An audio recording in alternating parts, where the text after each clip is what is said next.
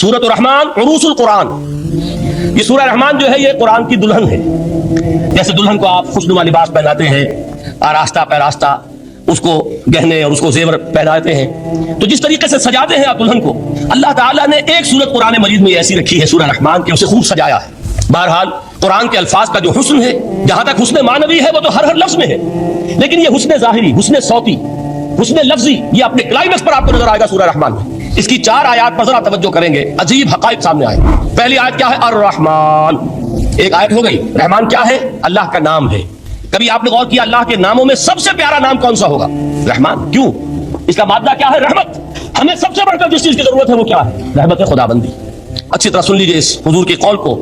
حضور فرماتے ہیں کوئی شخص جنت میں مجرد اپنے عمل کی بنیاد پر داخل نہیں ہو سکے گا جب تک کہ رحمت خداوندی دستگیری نہ کرے.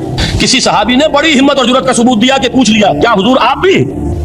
تو آپ نے فرمایا کوئی شخص داخل نہیں ہو سکتا جنت میں محض اپنے عمل کی بنیاد پر جب تک کہ رحمت خداوندی جو ہے وہ دستگیری نہ فرمائے. پوچھا گیا کیا آپ بھی؟ آپ نے فرمایا ہاں میں بھی. آپ اندازہ کیجئے کہ اگر محمد الرسول اللہ بھی رحمت خداوندی کے ضرورت مند ہوں تو تاب دیگر چہ رسد ہماری تو سب سے بڑی ضرورت رحمت خداوندی. اب یہ رحمت جو ہے قرآن مجید میں اللہ تعالیٰ کی یہ شان 2 الفاظ کے ذریعے سے آتی ہے، رحیم اور رحمان. اور کوئی مادہ نہیں ہے جس سے 2 نام بنتے ہوں اللہ کے، لیکن یہ مادہ ہے واحد رحمت کا کہ جس سے رحمان بھی ہے رحیم بھی ہے. رحیم صفت مشبہ ہے، رحمت دائم ہو جائے گی، مستقل ہوگی تو رحیم کہیں گے. اور رحمان اس میں رحمت کی ہے وہ شان ہے کہ جیسے ٹھاٹھے مارتا ہوا سمندر ہو، ہیجان کی کیفیت، طوفانی کیفیت، رحمت خداوندی کا طوفانی جوش، وہ ہے رحمان. اب آگے چلیے. الرحمن علم القرآن. رحمان نے قرآن سکھایا. رحمت خداوندی کا سب سے بڑا مظہر، رحمان کی رحمانیت کا سب سے بڑا مظہر قرآن ہے. ان میں جو منطقی ربط ہے اس کو سمجھتے جائیے. اچھا آپ یہ سوچئے جو علم بھی انسان کو حاصل ہوا وہ کس نے دیا؟ اللہ نے. سائنس کا علم کس نے دیا؟ اللہ نے. علم آدم الاسماء کلھا. وہ علم الاسماء جو حضرت آدم کو دے دیا گیا تھا ازل میں، یہ اسی کا ظہور ہے، یہ اسی کی ایکسفولیشن ہے جو ہو رہی ہے اور ہوتی رہے گی ابھی. اور دوسرے علم ہے وہ کس نے دیا؟ اللہ نے دیے. لا یحیطون بشیء من علمہ الا بما شاء. مخلوق میں سے کوئی اللہ کے علم میں سے کسی شے کا احاطہ نہیں کر سکتا مگر وہ جتنا اللہ دینا چاہے. لیکن یہ کہ تمام علوم میں چوٹی کا علم قرآن. نوٹ کرتے جائیے، چوٹی کی چیزیں جمع کیجیے. اللہ کے ناموں میں چوٹی کا نام رحمان. اللہ نے جو کچھ انسان کو سکھایا اس میں چوٹی کا علم قرآن. خلق الانسان. انسان کو پیدا فرمایا. سوال یہ کہ حیوانات کو کس نے پیدا فرمایا؟ آسمان کس نے پیدا کی؟ زمین کس نے پیدا کی؟ فرشتے کس نے پیدا کیے؟ کیا مطلب خلق الانسان؟ اس کی تمام مخلوقات میں اس کا کلائمیکس، اس کی تخلیق کی معراج، اس کے تخلیق کا نقطہ عروج انسان ہے. یہ ہے کہ جو مسجود ملائک بنا ہے.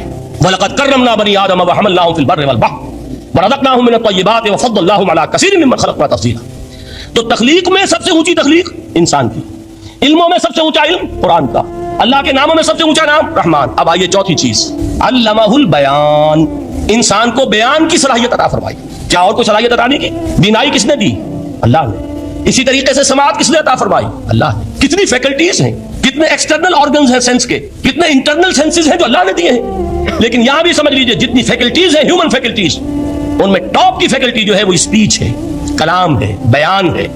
جن لوگوں نے میڈیکل سائنس کا مطالعہ کیا ہے وہ جانتے ہیں کہ یہ برین ہے، ہیومن برین، اس برین میں جو وہ اوپر ایک زرد سا مادہ ہوتا ہے، گرے میٹر، اس کی ایک کوٹنگ ہوتی ہے. یہ ہائیسٹ ایوالوڈ فارم ہے اور اس میں سب سے بڑا رقبہ جو ہے وہ اسپیچ سینٹر کہلاتا ہے. اسی لیے انسان کو حیوان ناطق کہتے ہیں. حیوان کے اور انسان کے مابین امتیاز قائم کیا گیا، نطق، گویائی، بولنا. اب یہ کیا چیز ہوئی؟ انسان کی صلاحیتوں میں سے سب سے اونچی صلاحیت. 4 آیتیں ہو گئی نا. اللہ کے ناموں میں سب سے چوٹی کا نام رحمان. اس نے جو علوم پیدا کیے ان میں چوٹی کا علم قرآن. اس نے جو مخلوقات پیدا فرمائی ان میں چوٹی کی مخلوق انسان. انسان کو جو صلاحیت اور استعداد عطا فرمائی ان میں چوٹی کی استعداد بیان. جمع کیجئے نتیجہ کیا نکلے گا؟ وہ نتیجہ ایک حدیث نبوی کی شکل میں سامنے آتا ہے. پہلی حدیث میں نے یہی پڑھی تھی، اس کے راوی کون ہے؟ عثمان ابن عفان. میں حیران ہوتا ہوں وہ قافیہ یہاں بھی موجود ہے، رحمان، قرآن، بیان، انسان، عثمان، عفان. باپ کا نام بھی اسی وزن پر ہے، عثمان ابن عفان. عن عثمان ابن عفان رضی اللہ تعالی عنہ قال قال رسول اللہ صلی اللہ علیہ وسلم. حضرت عثمان شہید مظلوم ذو النورین رضی اللہ تعالی عنہ فرماتے ہیں کہ اللہ کے رسول صلی اللہ علیہ وسلم نے فرمایا خیرکم من تعلم القرآن وعلمہ. تم میں سے بہترین لوگ وہ ہیں جو قرآن سیکھیں اور سکھائیں. قوت بیان جو تمہاری ٹاپ فیکلٹی ہے، اس کا استعمال کسی گھٹیا کام کے لیے نہیں ہونا چاہیے. دیکھیے اردو میں محاورہ ہے کہ توپ سے مکھی نہیں ماری جاتی. توپ بنائی گئی ہے کسی بڑی شے کے لیے، مکھی مارنے کے لیے توپ استعمال نہیں ہوتی. یہ قوت بیان جو ہے جو ٹاپ موسٹ فیکلٹی ہے ہیومن جو فیکلٹیز ہیں ان میں سے، اس کا استعمال بھی ٹاپ موسٹ ہونا چاہیے. قرآن کو بیان کرو. وہ جیسے کہ علامہ اقبال نے کہا ہے، بلکہ غالباً ان کے قبر پر آس پاس جو اشعار لکھے ہوئے ان میں سے ایک یہ بھی ہے: اگر یک قطرہ خونداری، اگر مشتے پریداری، بے آبامن تو آموزم طریق شاہ بازی را. اگر تمہارے اندر ایک قطرہ بھی خون کا ہے اور مٹھی بھر بھی پر اگر اللہ نے دیے ہیں تو ہے میرے پاس آؤ کہ میں تمہیں شہبازی کے طریقے سکھاؤں.